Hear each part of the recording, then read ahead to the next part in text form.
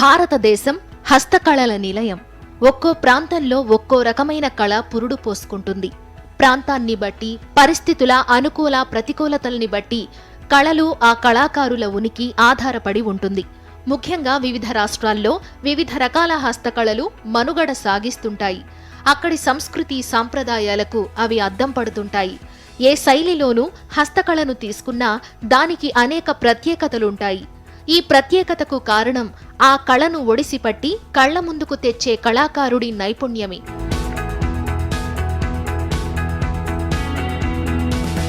క్రమంగా హస్తకళాకారులకు కార్పొరేట్ సంస్థలు ఆధునిక టెక్నాలజీ గట్టి పోటీ ఇస్తున్నాయి. ఈ పోటీలో టెక్నాలజీదే పైచేయిగా ఉన్నా కొన్ని హస్తకళలు మాత్రం వాటి ప్రత్యేకతను కోల్పోవడం లేదు. అలాంటి ఓ హస్తకళ పెంబర్తి హస్తకళ. ఈ కళ గురించి, ఆ కళాకారుల ప్రత్యేకత గురించి ఈ బతుకు చిత్రంలో తెలుసుకుందాం. ఈరోజు మనము తెలంగాణ రాష్ట్రంలోని జనగామ జిల్లాలో ఉన్నాము. ఇంకా చెప్పుకోవాలనుకుంటే జనగామ జిల్లాలోని పెంబర్తి గ్రామంలో ఉన్నాము. ఈ గ్రామం హైదరాబాద్కి దాదాపుగా 90 కిలోమీటర్ల దూరంలో ఉన్నది ఈ గ్రామము. ఇక్కడ ఉన్న కళాకారులు ఎవరైతే ఉన్నారో విశ్వకర్మ కుటుంబానికి చెందిన హస్తకళలు చేసే ఈ కళాకారులపైనే ఈ వారం మన బతుకు చిత్రం.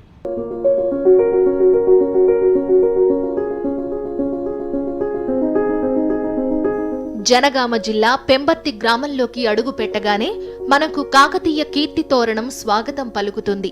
పెంబర్తి గ్రామానికి ఓవైపు జాతీయ రహదారి, మరోవైపు పెంబర్తి రైల్వే స్టేషన్ కనిపిస్తాయి.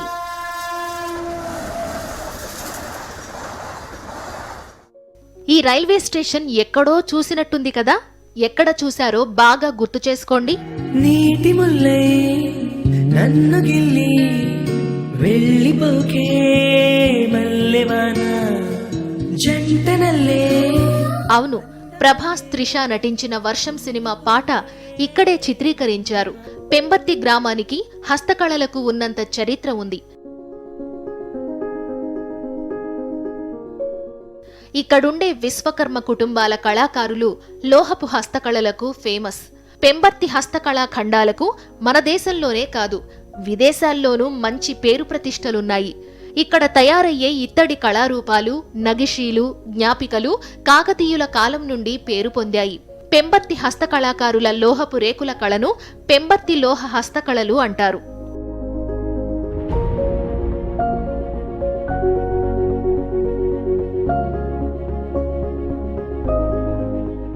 దేవాలయాల గోపురాలకు ఇత్తడి, రాగి, వెండి, బంగారు తాపడాలను వీరు తయారు చేస్తారు.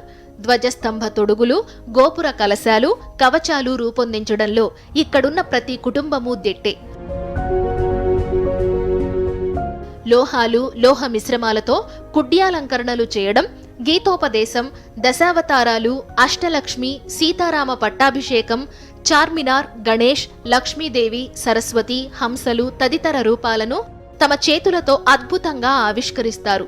ఒకప్పుడు పెంబర్తి గ్రామంలోకి అడుగుపెట్టగానే విశ్వకర్మ గృహాల్లో నిత్యం జరిగే పనుల వల్ల లోహపు పనిముట్ల శబ్దాలు మారుమోగిపోయేవి. కానీ ఇప్పుడు వీళ్ళెవరూ అంత బిజీగా లేరు. చేతి నిండా పని ఎలా లేదో జేబు నిండా డబ్బు ఉండటం లేదు. కానీ చాలా కుటుంబాలు మాత్రం మరో పని తెలియక లోహపు విగ్రహాల తయారీనే తమ జీవన విధానంగా చేసుకున్నారు. మొదట లోహపు ముక్కలను బాగా కరగబెట్టి ఆ కరిగిన లోహాన్ని ఒక ప్రత్యేకమైన మట్టిలో అమర్చిన విగ్రహపు అచ్చులోకి పోస్తారు. ఆ తరువాత మట్టిలోంచి ఆ విగ్రహాన్ని బయటకు తీసి నీరు పోస్తే లోహపు విగ్రహం మన కళ్ల ముందు మెరుస్తుంది. ఈ మొత్తం ప్రక్రియను వారి ద్వారానే తెలుసుకుందాం. చెప్పండి, ఏం చేస్తారు? ఇది మీరు మట్టి ఏమంటారు? ఇది పుట్టమట్టి సార్. ఇది మా పుట్ట అక్కడ బయట తవ్వుకొస్తాం. తవ్వుకొచ్చి మన ట్రాక్టర్తో తొక్కిచ్చి వస్తగా బట్టి ఇక్కడ పోసుకుంటాం. ఇలా వాటర్ తల్లి మాకు ఎంత జిగు రావాలనో అంత తయారు చేసుకుంటాం. ఇది ప్యాటర్న్ వస్తాను సార్.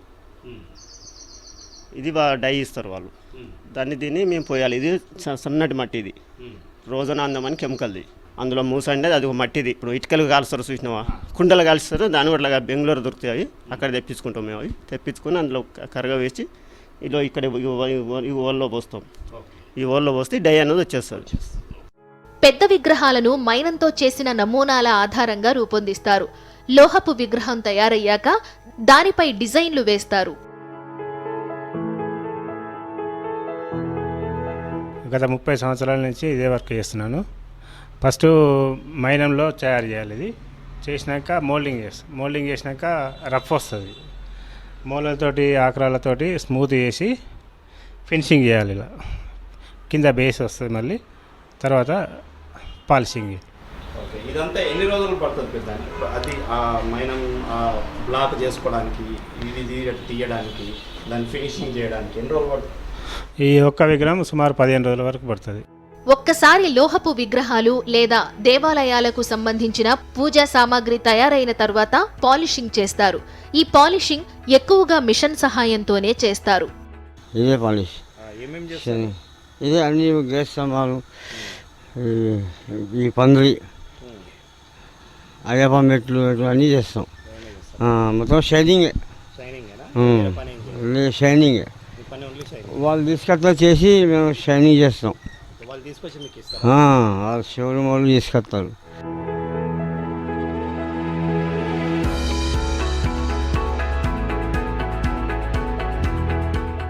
కేవలం లోహపు విగ్రహాలే కాదు, వెండి విగ్రహాలు, జ్ఞాపికలకు సంబంధించిన ఆర్డర్లు కూడా పెంబర్తి కళాకారులు తీసుకుంటారు. తను గతంలో చేసిన పనికి ఉమ్మడి ఆంధ్ర రాష్ట్ర ముఖ్యమంత్రి జలగం వెంగళరావు చేతుల మీదుగా ప్రశంసా పత్రం అందుకున్నట్లు ఐలా వెంకటేశ్వరరావు చెబుతున్నారు. అతను హైదరాబాదులో ఉన్న ఒక దేవాలయానికి సంబంధించిన ఆర్డర్ను పూర్తి చేసే పనిలో నిమగ్నమయ్యారు. మాకు హైదరాబాద్లో దొడ్డు టెంపుల్ వాళ్ళు ఇస్తారండి. మాంకలం టెంపుల్ కానీ, వెంకటేశ్వర దేవాలయం టెంపుల్ కానీ, వారు డిజైన్స్ ఇవ్వకుండా వాళ్ళ కొలతలు తీసుకొని మేము దాన్ని తెచ్చుకుంటాం అన్నమాట. వెండి కానీ, ఇత్తడి కానీ, కవచాలు కానీ అవన్నీ మేము హైదరాబాద్ నుంచి తెచ్చుకుంటాం. ఇక్కడ మేము దాన్ని తయారు చేసుకుంటాం అన్నట్టు. అలంకరణ ఉంటుంది కదా, డిజైన్స్ ఎట్లా చేసుకోవాలి ఏం కదా అనేది మేమే తయారు చేసుకుంటాం. అందులోకి మనం లెక్క తయారు చేయాలంటే గుగ్గిలం ఉంటుంది, గుగ్గిలం, నూనె, మట్టి ఉంటుంది. అవి మొత్తం 3 కలిపి లెక్క తయారు చేసుకుంటాం. దాన్ని ఇంట్లో పోసుకుంటాం. ఇత్తడి ఈ డిజైన్ చేయడానికి ఎన్ని రోజులు పట్టింది? ఇది ఒక డిజైన్ కావాలంటే 2 days అవుతుంది. దీన్ని నమూనా చేయాలంటే 1 రోజు అవుతుంది. పెంబర్తిలోని ప్రతి ఇంట్లోనూ మగవాళ్లతో సమానంగా ఆడవాళ్లు ఈ పని చేస్తుంటారు. దీనికి కారణం స్థానిక కళాకారుడైన ఐలాచారి. ఆయన ఆధ్వర్యంలో 1970లో Vishwakarma brass, copper, silver industrial society ఏర్పాటైంది. ఇందులో కేంద్ర ప్రభుత్వం సహాయంతో ప్రత్యేక శిక్షణ ఇచ్చారు. పెంబర్తి మహిళలు ఇక్కడ శిక్షణ తీసుకుని పెంబర్తి కళలో రాటుదేలారు. మాకు చిన్నప్పటి నుండి ఇదే పని చేసి మా నాన్నగారు చేసేది. మా నాన్న చనిపోయింది కాబట్టి మాకు జీవనోపాధికి ఈ పని నేర్చుకున్నాం. పని నేర్చుకొని ఇట్లనే చేస్తున్నాం. ఈ పని చేయాలి అని అంటే ట్రైనింగ్ అప్పుడే వచ్చింది అన్నట్టు. షీట్ మెటల్ ట్రైనింగ్ సెంటర్ అని 10 మంది బ్యాచ్ ఉంటే 9 మంది మగవాళ్ళు, ఒక ఆమె నేను, ఆడవాళ్ళలో ఫస్ట్ నేనే నేర్చుకున్నాను. అప్పటి నుండి ఇదే పని చేస్తున్నా. ఇక నేను చేసి ఈ పని చేస్తేనే మేము 3 అక్క చెల్లెళ్ళము, తమ్ముడు, అమ్మ ఇట్లా ఉన్నారు. మాకు ఇక జీవనోపాధి కావాలని నేర్చుకొని అప్పటి నుండి కంటిన్యూగా చేస్తున్నా. అట్లా మా చెల్లెకు కూడా నేర్పించినాం, మా ఇంకో చెల్లెకు, ఈ తమ్మునికి ఆ పని మీదనే బ్రతుకు తెరువు సాగించుతున్నాం.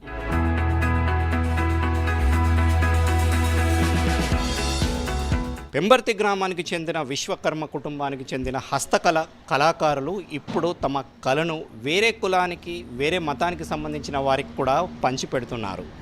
ఆ వివరాలు ఒక చిన్న బ్రేక్. పెంబర్తి గ్రామంలో ఉన్న కొంతమంది ముదిరాజులు కూడా ఈ విశ్వకర్మ కుటుంబానికి సంబంధించిన ఈ హస్తకళను నేర్చుకున్నారు, వాళ్ళ జీవనోపాధిగా కూడా మార్చుకున్నారు. వారిలో ఒకరు మధు ఇప్పుడు మనతో ఉన్నారు. వారిని అడిగి తెలుసుకుందాం. చెప్పండి భయ్య, మీకు ఎందుకు దీని పట్ల మీకు శ్రద్ధ కలిగింది? మాకు చిన్నప్పటి నుండి కూడా మేము ఈ పని చేస్తున్నాగా మేము చూసామండి. చూసి మాకు కూడా నేర్చుకోవాలనే ఒక ఆసక్తి అనిపించింది. నేర్చుకొని చేసుకుంటే బాగుంటుందన్న ఆలోచనతో మేము కూడా మా కులపోళ్ళు చాలామంది కూడా నేర్చుకున్నారు. సరే, ఇప్పుడు ఈ పలారప్ బండి ఉంది కదా, ఇది చాలా పెద్ద వర్క్. ఇంత పెద్ద వర్క్ మీరు చేశారు. మీరు ఎంతమందితో కలిసి చేశారు? ఎన్ని రోజులు పట్టింది? ఇది ఎవరి కోసం చేశారు? ఒక వారం రోజులు 8 మంది దాకా చేస్తామండి. ఒక 3-4 నెలలు టైం పడుతుంది. ఇది అమ్మవారు మన మాంకాలమ్మ టెంపుల్ సికింద్రాబాద్లో జాతరకు వినియోగిస్తారు. ఈ వర్క్ చేయాలంటే కనీసం ఒక 8 మంది దాకా 3 నెలలు మేము చేస్తామండి. అంటే ఇట్లా చాలా వర్క్ ఉంది కదా భయ్య, అంటే డిజైనింగ్ అన్ని అంటే దినం రాత్రి చేయాల్సిన పరిస్థితి, నైట్ రాత్రి పగలు అనకుండా కూడా చేయాలని చేసి అట్లా చేస్తేనే వస్తుందండి. అంటే మీరు ఏమేమి చేశారు అంటే ఎంతకాలం నుంచి చేస్తున్నారు? ఇది దాదాపు నేను ఒక 25 సంవత్సరాలు అవుతుందండి నేను నేర్చుకొని. నాకు కూడా నేర్చుకొని దీని మీదనే ఇప్పుడు నేను జీవనాధారం నడుపుకుంటున్నాను. ఇప్పుడు అయితే దీని మీదనే బతుకుతున్నాము.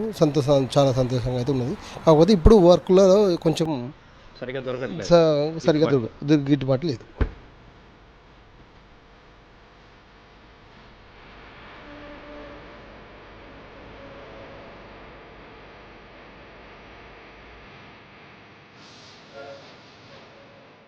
పెంబర్తి గ్రామ హస్తకళను జాతీయ అంతర్జాతీయ స్థాయికి తీసుకెళ్లిన ఘనత స్థానిక ఐలాచారిదే.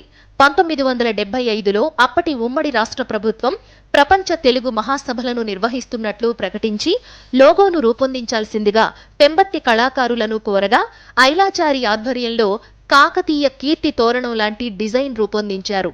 అప్పటి ముఖ్యమంత్రి వెంగళరావు ఈ డిజైన్ చూసి ముగ్ధుడై ఆ సభలో బహూకరించేందుకు 500 జ్ఞాపికలు కావాలంటూ అక్కడికక్కడే ఆర్డర్ ఇచ్చారు. ఐలాచారి రాష్ట్ర, జాతీయ, అంతర్జాతీయ స్థాయి గుర్తింపు పొందిన కళాకారుడు. ఆయా స్థాయిల్లో అవార్డులందుకున్నారు. ఎందరికో స్ఫూర్తి ప్రదాత అయ్యారు.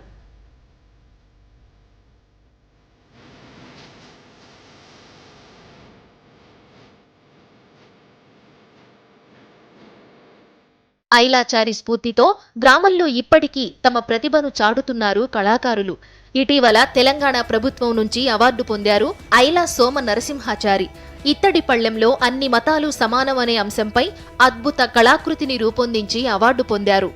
అప్పటి ప్రభుత్వము ఈ పెంబర్తి హస్త కళాకారుల యొక్క జ్ఞాపికలనే మరి అందించారు. మరి ప్రస్తుత ప్రభుత్వం మరి కళాకారులను చిన్నచూపు చూస్తూ మరి జీవనోపాధికి మరి ఆదరణ ఇవ్వడం లేదు. కావున మరి ప్రభుత్వం ప్రకటించినటువంటి జీవోను ప్రతి కార్యాలయం కూడా అమలు చేయాలని హస్తకళాకారుల పక్షాన కోరుతున్నాం.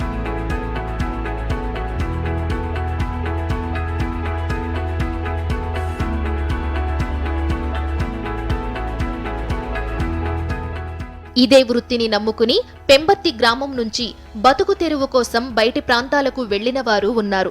కళాకారుడు రంగు వెంకటేశ్వర్లు పెంబర్తి నుంచి హైదరాబాద్ కవాడిగూడ వచ్చి స్థిరపడ్డారు. గత 30 ఏళ్లలో ఇదే కళలో చాలా ఎత్తుకు ఎదిగారు. అమెరికాలోని పిట్స్బర్గ్ వెంకటేశ్వర స్వామికి, న్యూజెర్సీలోని సాయిబాబాకి వెండి ఆభరణాలు తయారు చేసి ఇచ్చారు.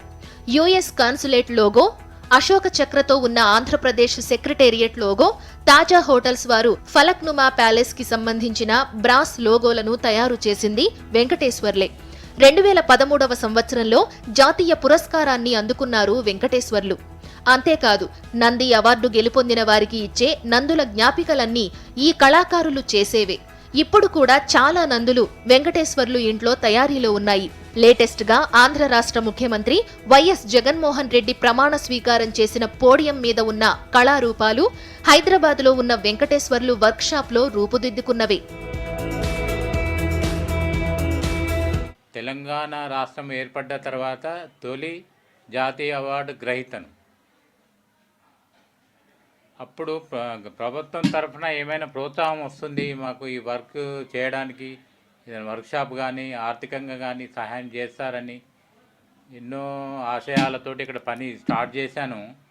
కానీ ఇంకా మాకు ఎప్పటికైనా కూడా ఈ తెలంగాణ ప్రభుత్వం గుర్తిస్తుందని ఎంతో నమ్మకంతో ఈ పని చేస్తున్నాము. పెంబర్తిలో ఉన్న కళాకారుల పరిస్థితి అంతంత మాత్రంగానే ఉంది. ఇంకా చెప్పాలంటే వృద్ధ కళాకారుల పరిస్థితి మరీ దయనీయం. పెళ్లిలో వరుడి కాళ్లు కడిగే ఇత్తడి తాంబాలం తయారు చేస్తున్న ఈ పెద్దాయన పేరు వెంకటేశ్వర్లు. వయసు 70 ఏళ్లకు పైనే ఉన్నాయి. గత 30 ఏళ్లుగా ఎన్నో రకాల లోహాలతో దేవాలయ ధ్వజస్తంభాలు, గృహోపకరణాలు చేశారు. ప్రముఖ ఆర్డర్లు కూడా కొన్ని చేశారు. ఎన్ని చేసినా తాము నమ్ముకున్న వృత్తి అతనికి పెద్ద మేలు చెయ్యలేదని వాపోతున్నారు వెంకటేశ్వర్లు. ధ్వజస్తంభాలు కాంచి మొదలు పెడితే చిన్న చిన్న ఫ్లవర్ వాజులు, అన్ని రకాల సొసైటీ ఎన్ని డిజైన్స్ అన్ని చేసినా, కొన్ని ఆర్డర్లు కూడా చేసిన. సోనియా గాంధీకి నేను చేసిన లోగో పోయింది ఆ జమాన్లో. 5 ఫీట్ల లోగో ఇంత ఒక 3 ఇంచుల డిజైన్ ఇచ్చిన వాళ్ళు అది చేయాలంటే ఊరంతా ఎవరు చేయలే. నేను అప్పుడు హైదరాబాద్ పని మీద పోయినా ప్రత్యేకంగా నన్ను పిలిపించుకొని చేసిన 5 ఫీట్ ఎత్తు చేస్తే ఆ కాంగ్రెస్ పార్టీ వాళ్ళు సోనియా గాంధీకి గిఫ్ట్గా ఇచ్చుకున్నారు. అటువంటి పనులు చేసిన పారంపర్యంగా వస్తున్న వృత్తి పని మాకు. అయితే ఎంత చేసినా కూడా బట్ట పుట్టకు బ్రతుకుడే అయింది, కానీ ఇన్నేళ్ళు మా తాతల నాటి నుంచి కూడా ఎటువంటి స్థిరాస్తులు లేవు. పెద్ద ప్లాట్లు అవి ఇవి వ్యవసాయ భూములు లేవు. చేతుల మీద చేసిన రోజులు కుటుంబ అవసరాలకి వెళ్తాయి. చేయకపోతే అప్పులు చేసి బీమార్లు అవి అయితే అప్పులు చేసుకొని మళ్ళీ కొన్ని రోజులు కష్టపడి అప్పులు కట్టుకోవడం.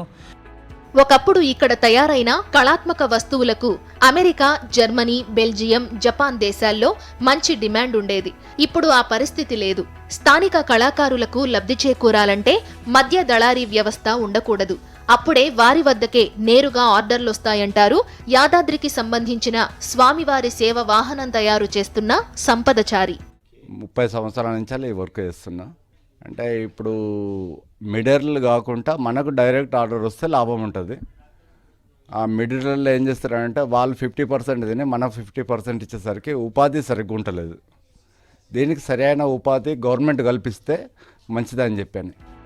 ఎన్నో ఏళ్లుగా లోహపు హస్తకళను కాపాడుతున్న కళాకారులకు సహాయపడటానికి ప్రభుత్వం ముందుకు రావాల్సిన పరిస్థితి.